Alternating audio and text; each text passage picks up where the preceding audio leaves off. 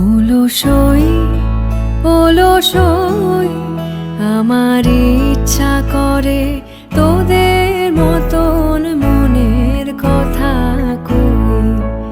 অলসই অলসই আমার ইচ্ছা করে তোদের মতন মনের কথা কই।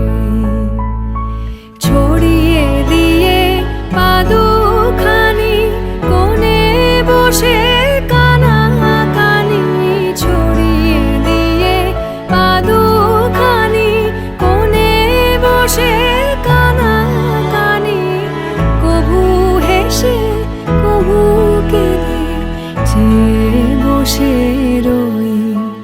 অলসই অলসই।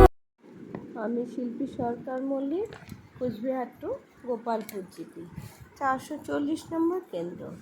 আজ আমার কেন্দ্রে 7 দিবসের আয়োজন করেছি। গর্ভবতী দীপ্তি বড়ুয়া। দীপ্তিকে যখন আমি স্বাদ খাওয়ার কথা বলে নিমন্ত্রণ করি, ও খুব অবাক হয়েছিল, ওর মনও খুব খারাপ হয়েছিল।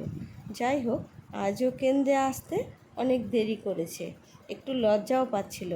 এসে যখন আমার আয়োজন দেখেছে, ও কান্নায় ভেঙে পড়ছে, বলছে, দিদি আগের বার তো আমায় এমন করে স্বাদ দেয়নি। যাই হোক, অনেক বুঝিয়ে শুরু করলাম অনুষ্ঠান।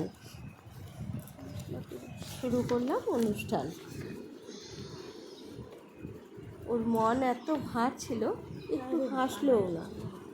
অনুষ্ঠানে আমার কেন্দ্রে কিছু মা সামিল ছিল, সবাই দীপ্তিকে আশীর্বাদ করলো। এই করে আমি আমার অনুষ্ঠান শেষ করলাম।